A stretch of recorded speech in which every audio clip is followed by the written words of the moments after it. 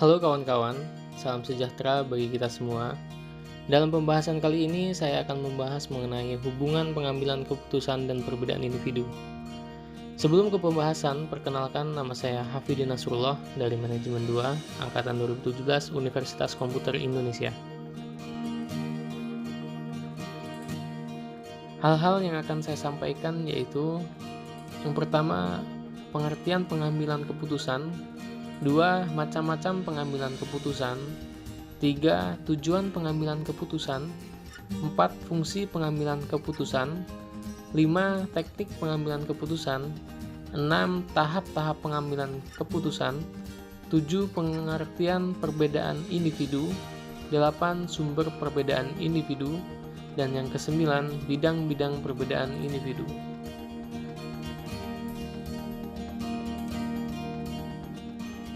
Pengertian pengambilan keputusan. Menurut James, pengambilan keputusan adalah proses yang digunakan untuk memilih suatu tindakan sebagai cara pemecahan masalah. Jadi, pengambilan keputusan dapat dianggap sebagai suatu hasil atau keadaan dari proses mental atau kognitif yang membawa pada pemulihan suatu jalur tindakan di antara beberapa alternatif yang tersedia. Macam-macam pengambilan keputusan. Yang pertama, keputusan auto-generate, yaitu keputusan yang diambil dengan cepat dan kurang mempertimbangkan data, informasi, dan fakta. Yang kedua, keputusan induce. Keputusan ini diambil berdasarkan scientific management atau manajemen ilmiah, sehingga keputusan yang diambil merupakan keputusan yang logis, ideal, rasional untuk dilaksanakan dan resikonya relatif kecil.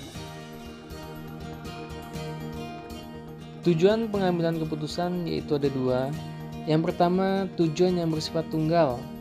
Tujuan ini merupakan keputusan yang dihasilkan hanya menyangkut satu masalah, yang artinya bahwa sekali diputuskan tidak ada kaitannya dengan masalah lainnya.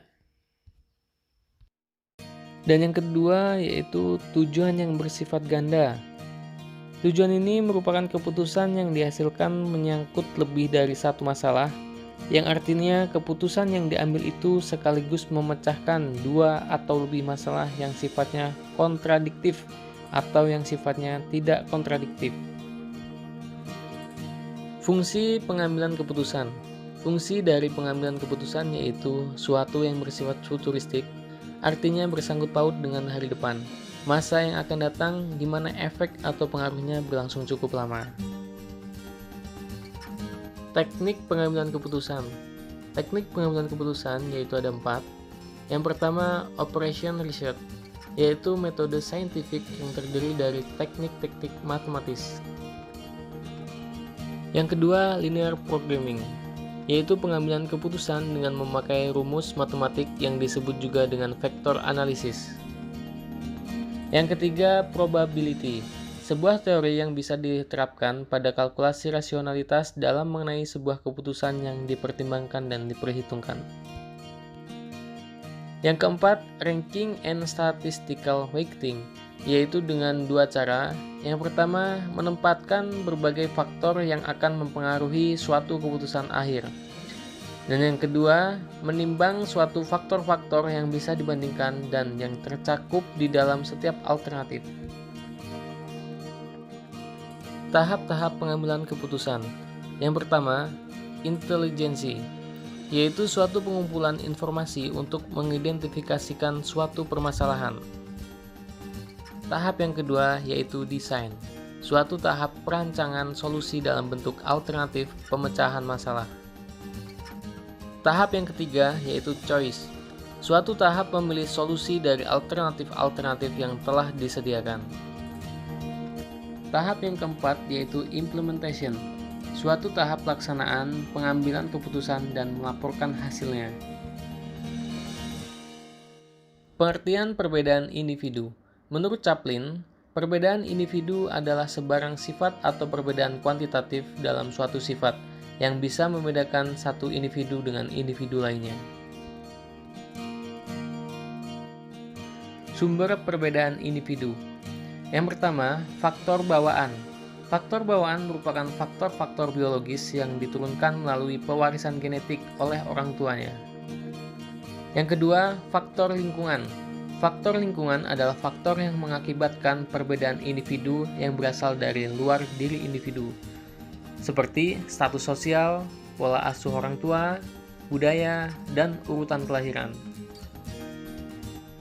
Bidang-bidang perbedaan individu. Yang pertama, perbedaan kognitif.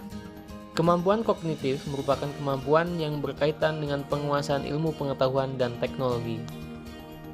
Bidang yang kedua yaitu perbedaan percakapan bahasa. Kemampuan berbahasa merupakan kemampuan seseorang untuk menyatakan pemikirannya dalam bentuk ungkapan kata dan kalimat yang penuh makna, logis, dan sistematik. Bidang yang ketiga yaitu perbedaan latar belakang. Perbedaan latar belakang dan pengalaman mereka dapat memperlancar atau memperhambat prestasinya, terlepas dari potensi untuk menguasai bahan. Bidang keempat yaitu perbedaan bakat. Bakat merupakan kemampuan khusus yang dibawa sejak lahir.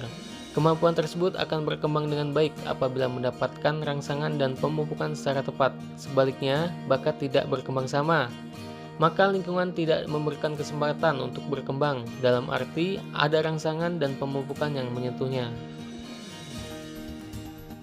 Sekian penjelasan dari saya. Apabila ada kesalahan dan kekurangan, mohon maaf yang sebesar-besarnya. Sampai ketemu lagi di pembahasan berikutnya. Salam sejahtera bagi kita semua.